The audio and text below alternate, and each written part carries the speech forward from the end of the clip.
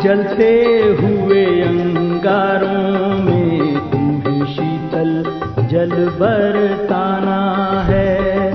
जलते हुए अंगारों में तुम्हें शीतल जल बरसाना है।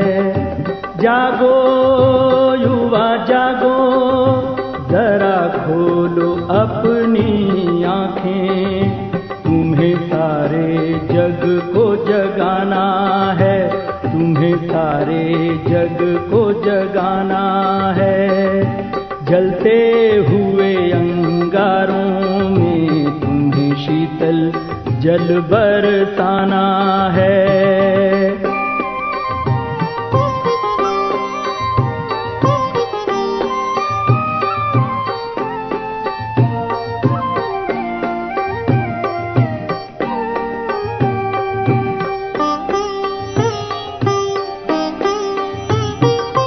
देख जरा क्या कह रहा है धरती की आंख का पानी, देख जरा क्या कह रहा है धरती की आंख का पानी। आह भरे गीत गाती है शिव के बच्चों की कहानी, शिव के बच्चों की कहानी। आंसू भरी इन आँखों में तुम्हें खुशियाँ भरते जाना है। जलते हुए अंगारों में तुम्हें शीतल जल बरसाना है।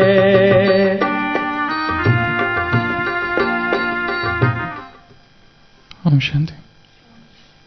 जब तक न स्वयं ही तार सजे कुछ गाने को, कुछ नई तान सुरताल नया बन जाने को, छेड़े कोई भी लाख बार पर तारों पर झनकार नहीं कोई होगी। जब तक न मधु पीकर के दीवाना हो, मन में रह रहे कुछ उठता नहीं तराना हो, छेड़े कोई भी लाख बार पर भौरों में गुंजार नहीं कोई होगी। जब तक न स्वयं ही बेचैनी से उठ जागे, तब तक न स्वयं कुछ करने की जग जाए आग, उकसाए कोई लाख बार मुर्दा दिल में ललकार नहीं कोई होगी। जब तक न स्वयं ही तार सजे कुछ गाने को, कुछ नई तान सुरताल नया बन जाने को, छेड़े कोई भी लाख बार पर तारों पर झनकार नहीं कोई होगी। जब तक हम स्वयं कुछ नहीं करते, दूसरे चाहे कुछ भी करे, कुछ नहीं होगा। सारा पुरुषार्थ मुझसे चालू होता है। जब तक अंतर मन से वो आवाज नहीं उठती, तब तक पुरुषार्थ हो नहीं सकता। मुरलियों में महावाक्य आता है, ओटे जो ओटे सो अर्जुन। मुझे करना है, मैं करूंगा, मुझे शुरुआत करनी है, दूसरे करे या न करे।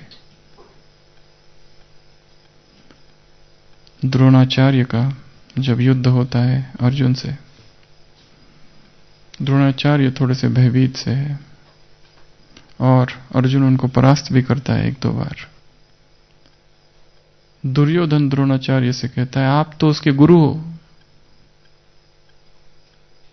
आप उससे हार रहे हो, उसको तो आप ही ने सिखाया है और आप उससे कई गुना अधिक जानते हैं, फिर भी आप क्यों हार रहे हो अर्जुन के सामने? तो क्या उत्तर दिया होगा गुरुदेव ने?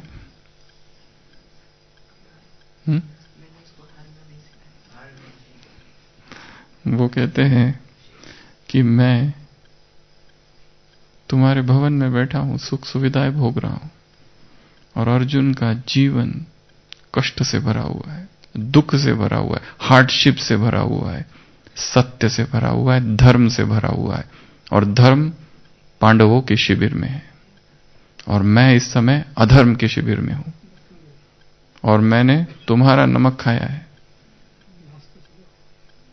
इसलिए मैं उससे ज्यादा जानता हूं, उसको मैंने ही सिखाया है, उसके बाद भी मैं उसके सामने कुछ भी नहीं हूं, क्योंकि कठिनाइयों ने, परिस्थितियों ने, विषमताओं ने, मुश्किलों ने, जीवन की आजमाइशों ने, परीक्षाओं ने, एग्जाम्स ने, पेपर्स ने उसे बहुत शक्तिशाली बना दिया है।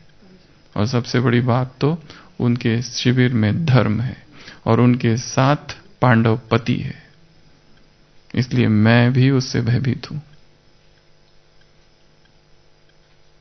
तो इनिशिएटिव लेना, हाथ पे हाथ धरे बैठे नहीं रहना कि जो होगा वो देख लेंगे, अपने आप होगा, मुझे करना है। हिंदी में एक कहावत है,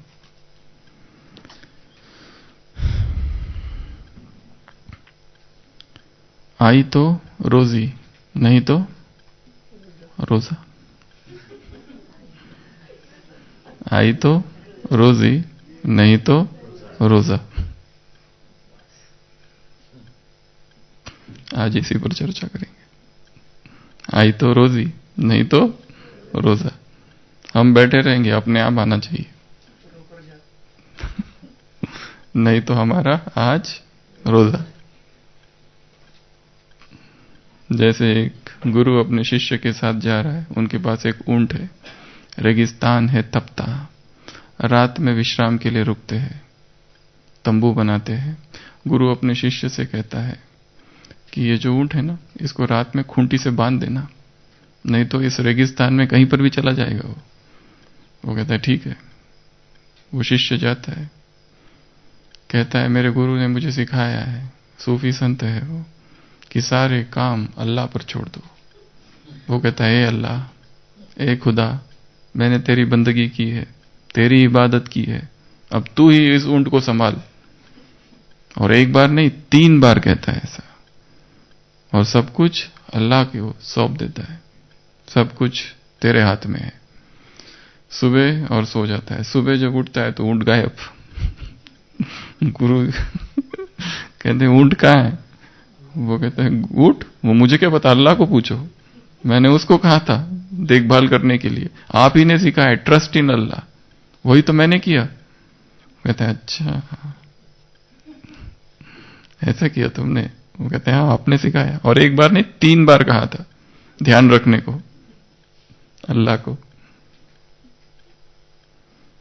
तो वो एक बहुत अच्छी बात कहता है, जो कि इंग्लिश में कहावत है, trust in Allah but first tether the camel.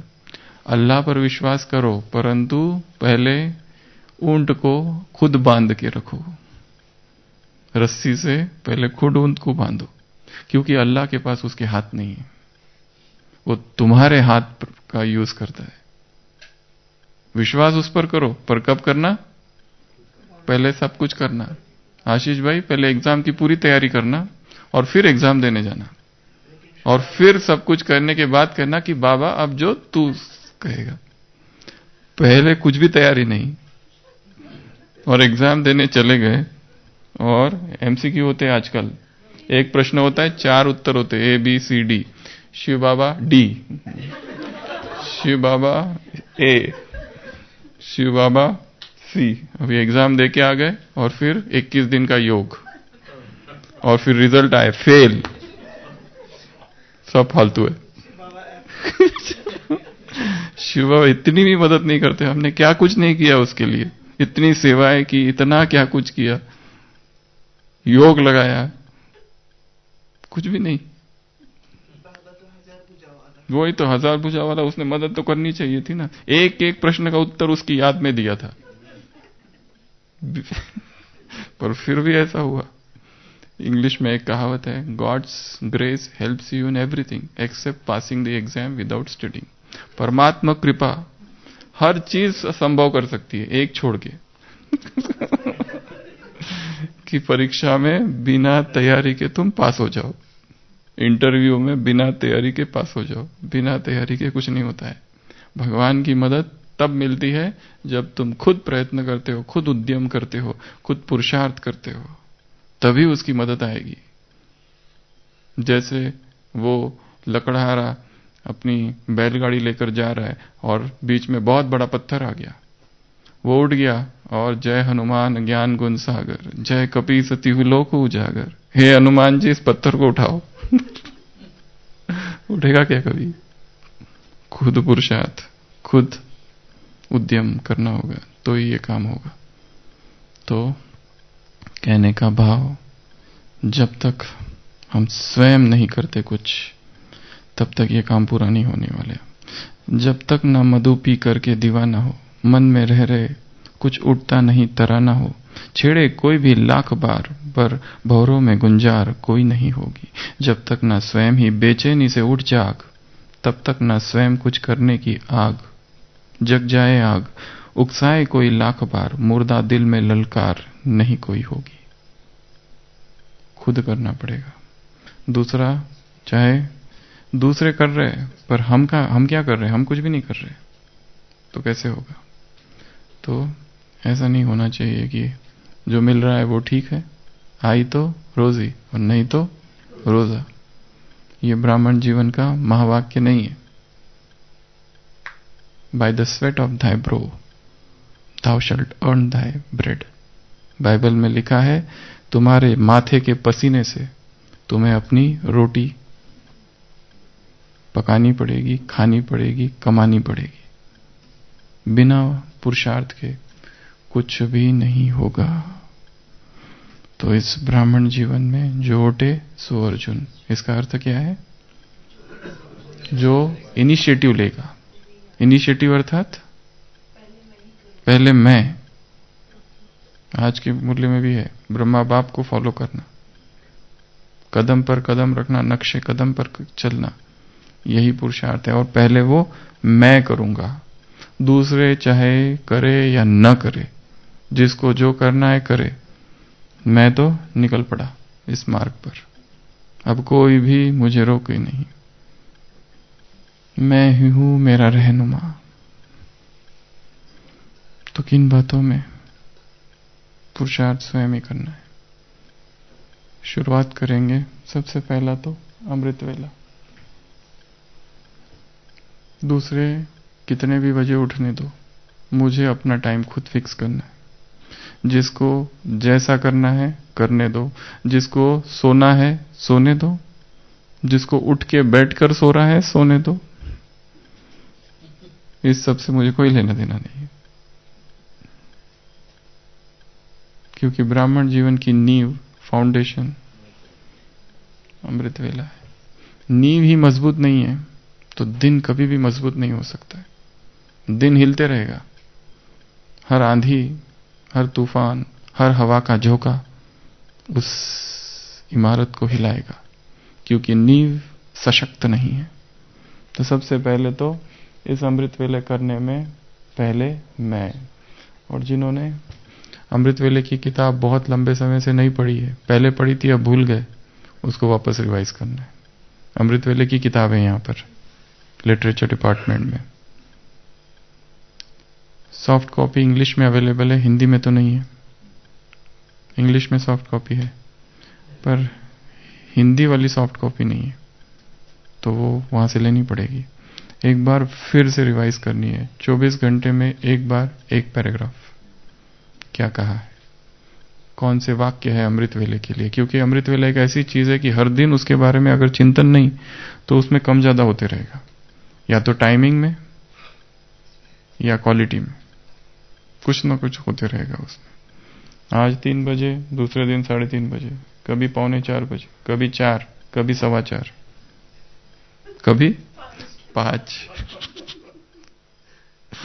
5 बजे उठने के बाद ठीक है, बाबा ने कहा जब उठो तभी अमृत वेला करो। आज तो हम अभी से चालू करेंगे। हम अपने आप को समझाने में 15 मिनट और ठीक ठाक करने में कि ये भी ठीक है, क्योंकि पश्चाताप करेंगे तो और दुखी होंगे। तो बहुत पुरुषार्थ है उसमें। हर सेकंड अमृत वेला है। मैं तो बाबा के साथ कंबाइंड ही हूं, बाबा मेरे से जुदा नहीं है। ये इश्क सूफियाना, बस वह और वो एक है। और वही तो अनुभव हुआ आज, रादर अच्छा अनुभव हुआ। उधर तो नींद आती है, आज तो नींद भी नहीं आई। मुझे किसी ने देखा नहीं, मैं गुप्त हूं और बहुत अच्छा एकदम आनंद विभोर हो गया और दिनचर्या भी एकदम अच्छी गुजरी। ऐसे बहुत से एक्सप्लेनेशन है। नींद तो पूरी होनी चाहिए, नींद ही नहीं पूरी हो रही 10 दिन से, इतनी सेवा ज्यादा है। कितने तर्क खुद को समझाने के लिए या ठीक ठाक करने के लिए, नहीं तो फिर हिलेंगे ना, और कौन दूसरा समझाएगा? कोई तो आने वाला है नहीं बताने। तो सबसे पहला अमृत वेला, दूसरा बैलेंस, और सबसे ज्यादा बैलेंस 2 ही चीजों का चाहिए, एक नींद और भोजन। इसको ठीक ठाक करना है। ये इधर उधर हो गया कि गए।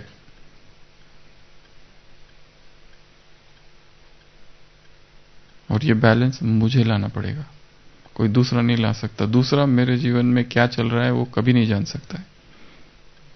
हो सकता है वो व्यक्ति मेरे साथ ही रहता है 24 घंटे, फिर भी उसके कोई खबर नहीं है कि मेरे साथ क्या हो रहा है, क्योंकि 2 व्यक्ति 2 अलग यूनिट है।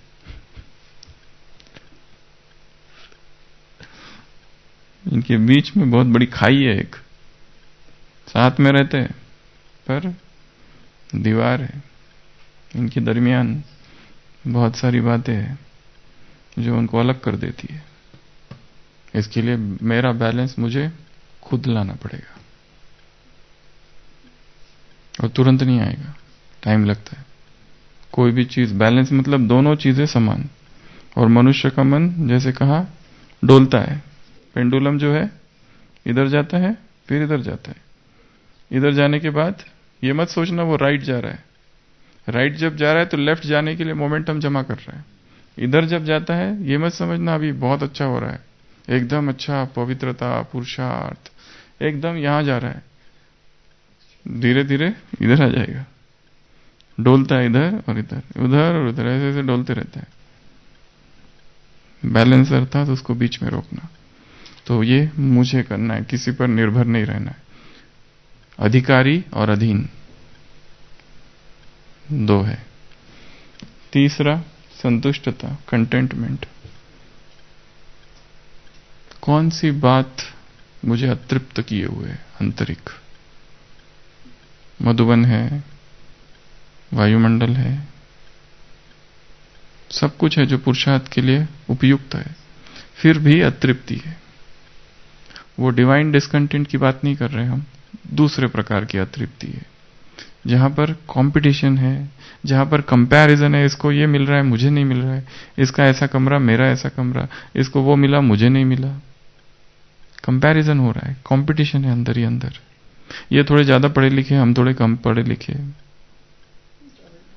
ये ज्यादा ही पढ़ लिख गए, ये थोड़ा ज्यादा बोल रहे हैं, हम थोड़ा कम बोलते हैं।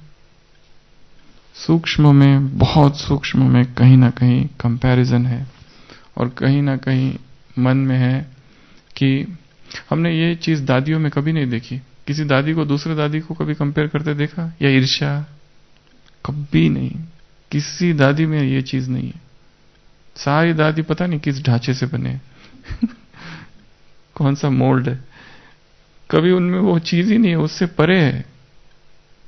कितनी अच्छी बात है ये। हमारे अंदर अतृप्ति, असंतुष्टता है, और ये काम मुझे ही करना पड़ेगा, क्योंकि ये दूसरे को तो पता भी नहीं है। जिससे मैं जलता हूं उसको भी नहीं पता, क्योंकि उसके सामने मैं बहुत ही सुशीलता पूर्वक व्यवहार करता हूं, उसको भी नहीं पता। इतना मैंने अपनी जलन को उससे छिपा के रखा है।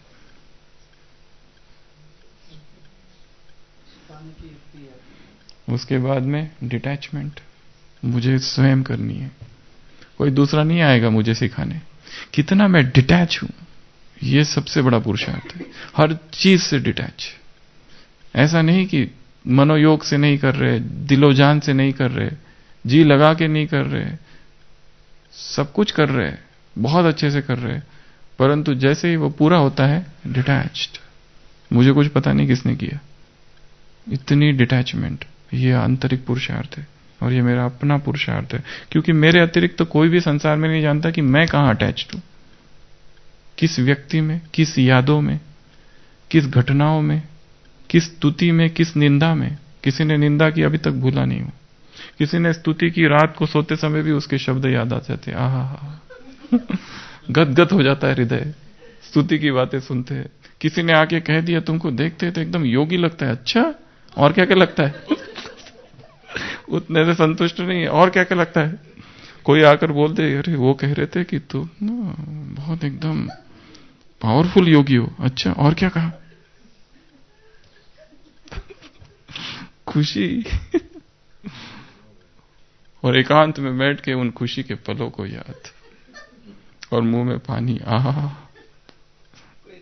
कोई तो है जिसने मुझे समझा है, नहीं तो ये कोई भी मुझे नहीं जानता। ये सारे जो है ना, किसी को मेरी वैल्यू ही नहीं है। तुम एक मिले जिसने मुझे पहचाना, और जब मैं चला जाऊंगा ना, तब देखना सबको पता चलेगा मैं क्या था। तभी जानेंगे तुम लोग, जैसे पत्नी अपने पति को कहती ना, जब मैं चली जाऊंगी ना तब रोओगे, तब पता चलेगा मैं क्या थी, कितना मैंने सहन किया।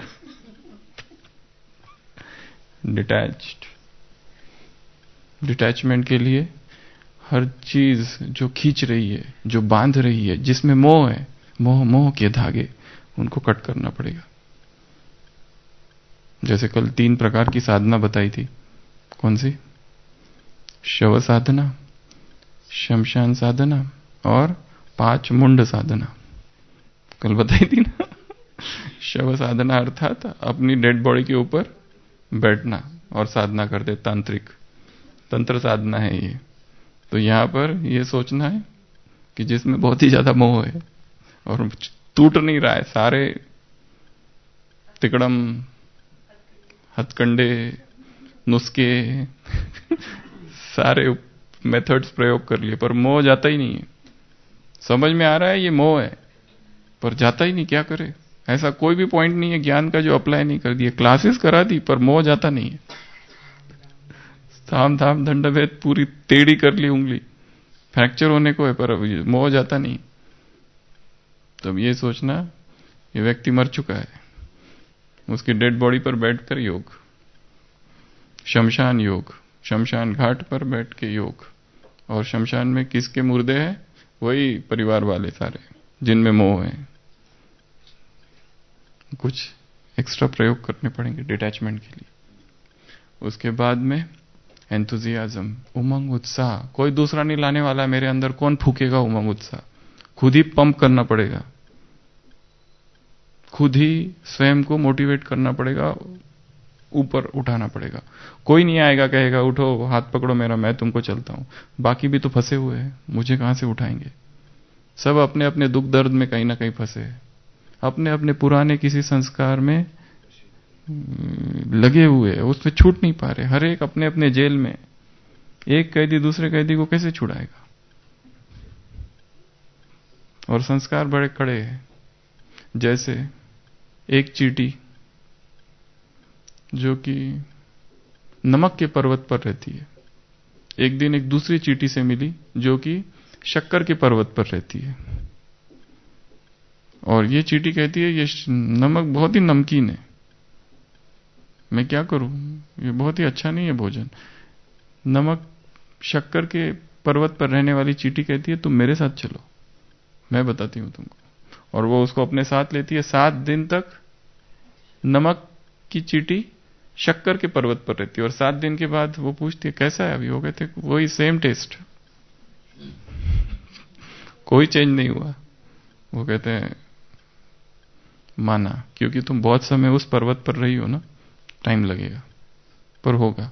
थोड़ा सा गार्गल करना पड़ेगा, सैकेरिन और बहुत सारी चीजें करनी पड़ेगी, टंग वॉश करना पड़ेगा, तब कहीं जाके चेंज होगा। जन्म जन्म विकारों में गोते खाए, अचानक पवित्र बनो। काम महाशत्रु है। विकर्माजीत संवत चालू हो रहा है, विकर्म कर्म बंद करो। अचानक नहीं होगा, टाइम लगेगा। तो उमंग उत्साह में खुद ही खुद को लाना पड़ेगा, खुद ही महावाक्य सुनने पड़ेंगे, खुद ही ऐसी क्लासेस, कुछ ऐसी बातें, एकांत में ऐसा चिंतन। इसके लिए अमृत वेला 2 काम करने हैं, एक तो योग, दूसरा पढ़ाई। उसके लिए टाइम बढ़ाना पड़ेगा। हम लोग योग करते हैं अमृत वेला, पर जो सुबह की हुई पढ़ाई होती है वो बहुत पावरफुल होती है, बहुत स्ट्रांग होती है। इसके लिए उठने का टाइम थोड़ा जल्दी करना पड़ेगा। कोई लोग हमने ऐसा भी देता है, उठते और आधा घंटा तक पढ़ाई करते फिर अमृत वेला चालू करते, वो भी बहुत अच्छी विधि है। उठते ही अमृत पूरे मुरली पढ़ लेते, क्योंकि सुबह पढ़े हुए वाक्य सीधे अंदर चले जाते। दिन भर वही मुरली 10 बार पढ़ो तो भी अंदर कुछ भी नहीं घुसता। कितना भी पढ़ो पता नहीं, बुद्धि भटकती रहती है यहां वहां। ये भी एक अच्छा पुरुषार्थ है। अमृत वेले में ही उसको स्टडी को इंक्लूड कर दिया। या फिर कोई एक संस्कार है जो छूटता नहीं है, अमृत वेले ही उस संस्कार के बारे में कुछ बातें लिखो और अमृत वेले उठते ही उसको स्टडी करो और टाइम दो, चलते फिरते उठते फिरते घूमते हुए, कि ये संस्कार है। तो अमृत वेला मुरलियों में आता है, सुबह उठ के भाषण लिखो।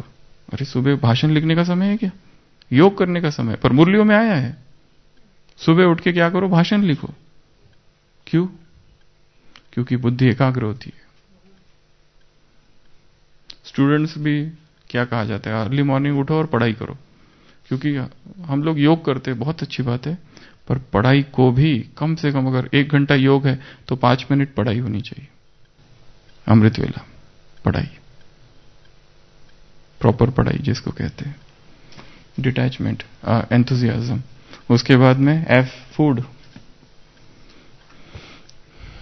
बैलेंस अलग चीज है जिसमें फूड की बात की, पर फूड अपने आप में बहुत ही बड़ा सब्जेक्ट है वर्तमान समय ब्राह्मण जीवन में।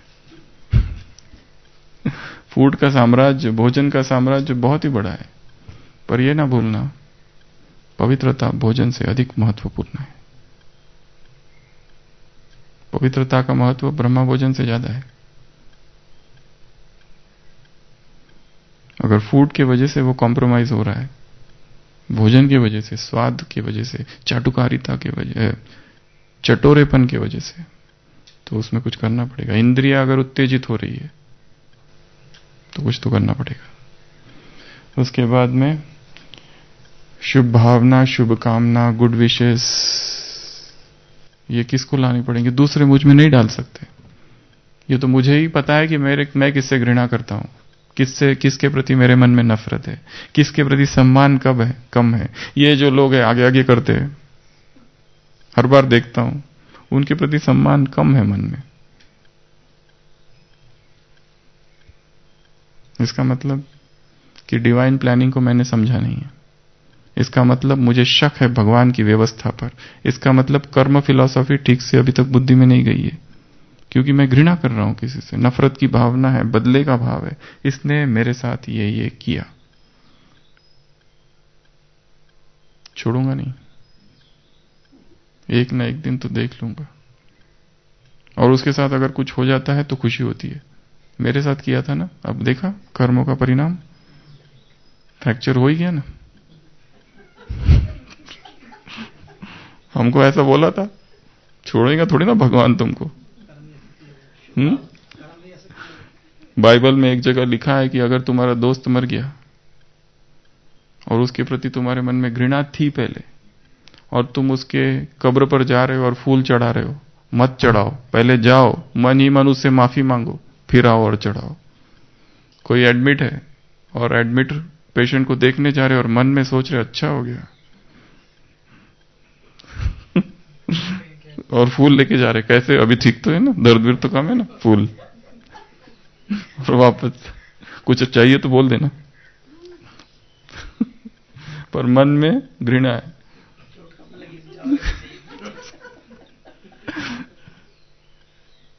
इनर डायलॉग कुछ और चालू है, इधर कुछ और बोल रहे हैं। तो शुभ भावनाएं का स्टॉक बढ़ाना है, और ये काम मुझे ही करना है, दूसरा और कोई नहीं करेगा। ज्योतिष से अर्जुन, मिली तो रोजी, नहीं तो रोजा, यहां नहीं होना चाहिए। उसके बाद होली कंपनी, सत्संग, मुझे खुद सत्संग ढूंढना है। उसकी एक क्लास में भी कहा था कि सत्संग अर्थात केवल परमात्मा का संग नहीं, महान आत्माओं का संग, ऑडियो विजुअल सत्संग। सारे दिन भर क्या देख रहा हूं, वीडियो कौन सा देख रहा हूं, वो भी सत्संग है। ऑडियो क्या सुन रहा हूं, पढ़ क्या रहा हूं, वो भी सत्संग है। किन आत्माओं के साथ गुजार रहा हूं। कुछ 2-3 आत्माएं मिल गई और 1 घंटा चला गया, कौन से डिस्कशन में, मुरली के नहीं, भालू, बारिश, पॉलिटिक्स, हाँ ये सब इधर उधर की बात है, और वो टाइम वेस्ट हो गया। और दोस्ती ऐसे लोगों से करके रखिए कि जिनको पुरुषार्थ में इंटरेस्ट ही कम है। मुरली की बातें कहते ही एकदम उदासी छा जाती है चेहरे पर, ऐसा लगता है फटाफट टॉपिक चेंज करो, ये सब मत बताओ, ये सब हमको पता है, अभी तो सुन के आए मुरली। क्या वही करते रहेंगे क्या सारे दिन भर? कुछ और भी तो है जीवन में, क्या बस यही करना है क्या? ज्ञान ज्ञान ज्ञान ज्ञान लगा रखा है। एलर्जिक रिएक्शन हो जाती है सीवियर। उसके बाद में इनकलकेट वर्च्यूज, अर्थात दिव्य गुणों की धारणा मुझे करनी है, क्योंकि मुझे ही पता है इन 36 गुणों में से मुझ में कौन सी कमी है। मुझे पता है अनुशासन बिल्कुल नहीं है, बाकी सब है। मुझे पता है कि इसमें से सहन शक्ति बिल्कुल नहीं है, किसी ने जरा कुछ कह दिया, आई कांट स्टैंड, कुछ तो करूंगा मैं उसके प्रति। उसके बाद में जर्नी विद इन, आंतरिक यात्रा, मेरे अंदर की यात्रा, क्योंकि मेरे अंदर एक बहुत बड़ा जगत है। कौन सा जगत है? एक नगरी है जिसमें गांव है, एक शहर है जिसमें घर है, गलियां है, पता नहीं कौन कौन से घर बसा के रखे अदृश्य है सारे, आंतरिक नगरी के। उसके बाद में कीप चार्ट। चार्ट कौन रखेगा?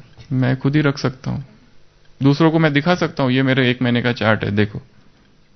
लोग आके पूछते हैं आप अपना चार्ट भेजो। क्या भेजो मेरा चार्ट? लेकिन तुम क्या करोगे? या तो दुखी होंगे या तो खुश होंगे दो ही हो सकता है। ये देखिए इनसे तो हमारा अच्छा है नहीं तो इनका इतना अच्छा, हमारा कुछ भी नहीं, दुखी, तो क्या फायदा? दोनों में से कुछ तो होगा।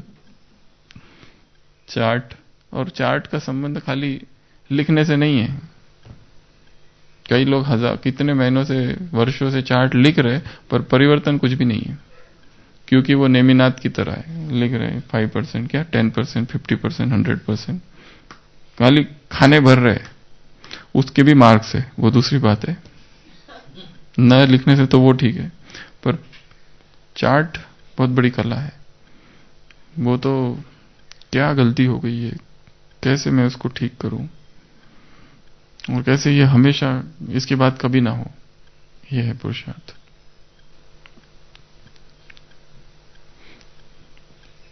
उसके बाद में लव ऑफ गॉड, एल, मुझे भगवान से कितना प्यार है। कल जितना था उतना ही आज है कि थोड़ा सा बढ़ गया है? क्या करूं जिससे ये प्यार बढ़ जाए बाबा के लिए? आंसू पता नहीं कहां चले गए, प्यार ही उमड़ता नहीं है दिल में, एकदम सूखा है। बाहर बारिश है पर अंदर अकाल पड़ा हुआ है, सूखा पड़ा हुआ है। एम, मुरली चिंतन, मुझे करना पड़ेगा, दूसरा कौन करेगा? दूसरे किसी ने भी कितनी अच्छी क्लास करा दी, पर मेरा क्या? वो उसका चिंतन था, वो उसकी अपनी था, पर मैंने क्या किया उसमें से? इसलिए हम ये कहते हैं कि अगर कोई क्लास भी सुनो, अगर उस क्लास में 10 बातें हैं, तो अगली 10 बातें जो उसमें नहीं थी और उससे संबंधित हमको निकालनी, तो ही वो क्लास सफल है। मतलब क्लास कराने वाले में जहां छोड़ दिया वहां से हमारी क्लास चालू हो अंतर की। अगर वो 10 बातें बताए तो हमको 10 बातें दूसरी निकालनी, और जो हमने निकाली होगी वही काम की है। वो तो उसका था, वो काम पूरा हुआ। अर्जुन क्यों आगे चला गया सबसे? द्रोणाचार्य से पूछते हैं तो वो द्रोणाचार्य दुर्योधन को यही कहता है कि तुमने भी वही सीखा, उसने भी वही सीखा, पर मैंने जितना सीखा है बस उसमें संतुष्ट हो गए। अर्जुन उससे आगे चला गया, उसने खाली उतना नहीं धारण किया जितने मैंने सिखाया, उसने वो भी सीखने की कोशिश की जो मैंने नहीं सिखाया, इसलिए वो सर्वश्रेष्ठ धनुर्धर है। मुरली चिंतन। उसके बाद में एन, नवीनता। नवीनता क्या है दिनचर्या में? वही दिनचर्या, वही सब कुछ, वही सारे दिन भर किया, नवीनता उसमें कुछ थी ही नहीं। मुझे लानी पड़ेगी नवीनता, ये जानकर कि ये जो है ये ओल्ड है जो आज किया, अब कुछ नया करना है, नए की प्यास, नया पुरुषार्थ करने की प्यास। उसके बाद में ऑब्जर्वेंस ऑफ श्रीमत। श्रीमत दूसरे करे ना करे, ये श्रीमत है। बाबा ने कहा है भोजन के समय मौन, पर हम देखते हैं यहां तो कोई कर ही नहीं रहा है, तो हम क्यों करें? वही तो टाइम है डिस्कशन करने का, सेवाओं का, शेयरिंग करने का।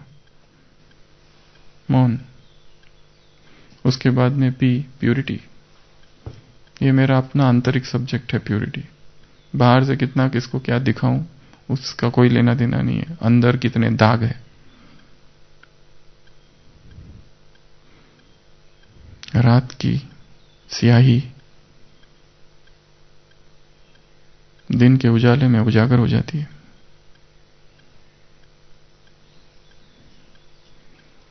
क्यों? क्वालिटी। जो कुछ कर रहा हूं उसकी क्वालिटी क्या है? और रिलेशनशिप, मेरे संबंध कितने डिटैच्ड है, या मैं संबंधों में ही फंसा हूं, ब्राह्मणी परिवार में फंसा हूं, भाई बहन में फंसा है, बहन भाई में फंसी है। यहां रह रहे उस सेंटर की चिंता है, वहां क्या हो रहा है।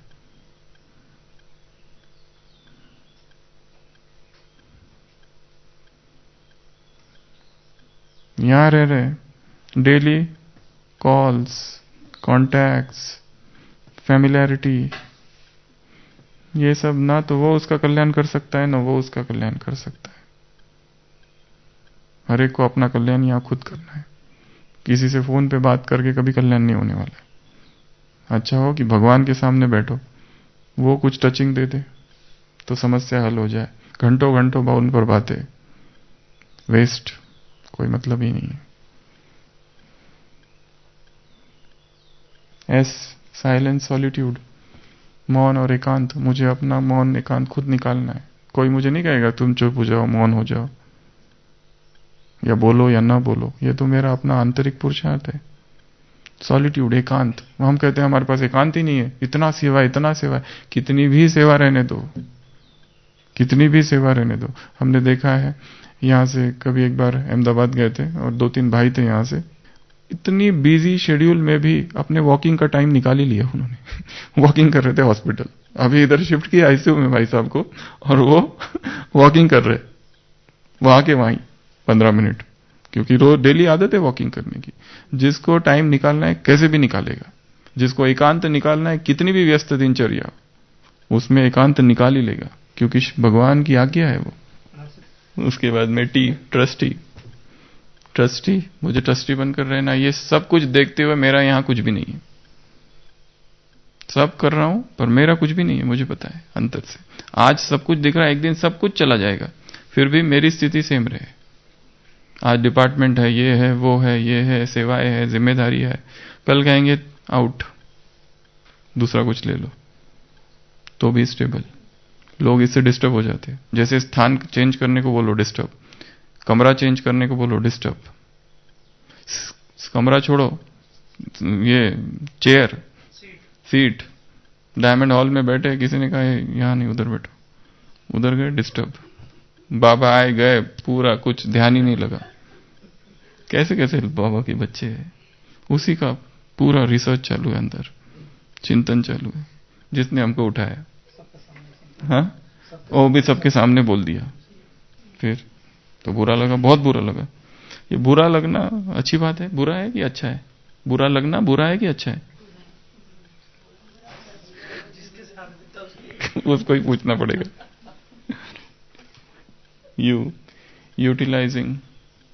यूजिंग ज्ञान इन प्रैक्टिकल वे। ज्ञान को सारे दिन भर यूज करना है। खाली मुरली क्लास बहुत अच्छी पॉइंट्स निकाल ली, पर यूज तो किया ही नहीं दिन भर। ज्ञान को प्रैक्टिकल में यूज करना है हर दिन। क्या इस पॉइंट को कैसे यूज करूं सारे दिन? कल की मुरली में तो ऑनेस्ट, कैसे ऑनेस्ट बनूं? कोई भी पॉइंट आती है मुरली में, कोई भी धारणा की, उसको यूज करना है। उसके बाद में वैराग। ये मेरा अपना आंतरिक टॉपिक है, वैराग।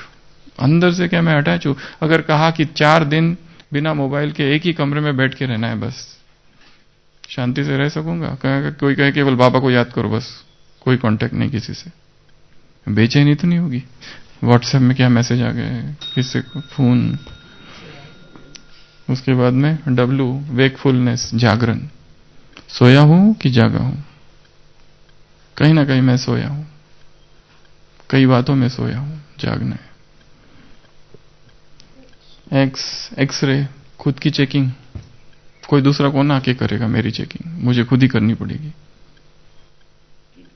चार्ट लिखने में है, ये बिना चार्टलेस चेकिंग। ये चेकिंग मतलब सारे दिन भर हम चेकिंग के साथ चल रहे हैं। एक्स अर्थात एक्सरे, एक्सरे अर्थात खुद की चेकिंग करते रहना और सारे दिन भर करते रहना। लिखना अलग, चार्ट अलग, चेकिंग अलग। चेकिंग अर्थात सूक्ष्म चेकिंग, जिसमें अपने आप को मैं देख रहा हूं, बार बार देख रहा हूं, बीच बीच में देख रहा हूं, दिनचर्या में देख रहा हूं, वो चेकिंग। उसके बाद वाई, योगा चार्ट। योग का चार्ट मेरा कैसा है? मेरे अतिरिक्त तो किसको पता है मैं कितना बाप को याद करता हूं?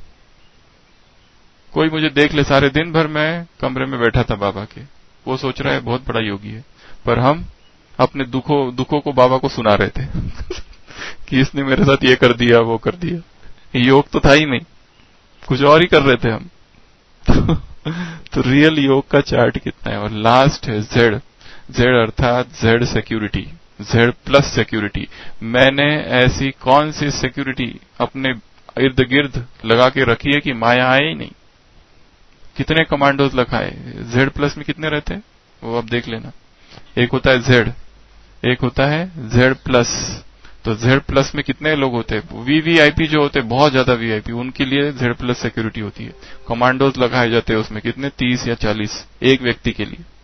जिसको खतरा आ गया या नोटिस मिल गई एक कि मैं तुम्हें मारने वाला हूं या कोई ऐसी न्यूज फैल गई कि खतरा है उसके जीवन को, तो रावण ने तो हमको दे दी नोटिस, मैं तुमको ऐसे समय मारूंगा कि जब एकदम तुम निहत्थे होंगे, कमजोर होंगे, अकेलीज हिल, वहां पे मैं आक्रमण करूंगा। तो लास्ट है जेड सिक्योरिटी मैंने कितनी लगाई, और ये सारे काम मुझे खुद करने हैं, कोई दूसरा आके ये मेरे लिए करने वाला नहीं है। इसके लिए रोजा नहीं करना है, खुद ही रोजी रोटी अपनी खुद ही कमानी है। लास्ट एक बात बता रहे हैं, एक जोक। एक तो राम और एक श्याम, दो दोस्त रेगिस्तान में भटक जाते हैं, कुछ भी नहीं मिलता है। तो अचानक एक दूर में मस्जिद दिखाई देती है। तो मस्जिद दिखाई देती है तो राम कहता है, अरे वाह बहुत अच्छा हो गया, चलो हम मस्जिद में जाते, कुछ तो खाने को मिलेगा। और वो कहता है, मैं अपना नाम बदल देता हूं, अब्दुल रख देता हूं, तुम भी बदल दो, क्योंकि हम हिंदू है ना। तो कहता है, मैं तो अपना नाम नहीं बदलूंगा। तो वो दोनों पहुंचते हैं, वो मौलवी जी होते हैं। तो वो कहता है कि मैं श्याम हूं और ये मेरा दोस्त अब्दुल्ला है। तो वो कहता है, सलाम वालेकुम अब्दुल्ला जी, और तो आप बैठिए और राम जी से कहो। कहते हैं कि चलो आप भोजन कर लो, बहुत थके हारे होंगे। तो अब्दुल्ला कहता है, मैं? वो कहता है, रमजान मुबारक।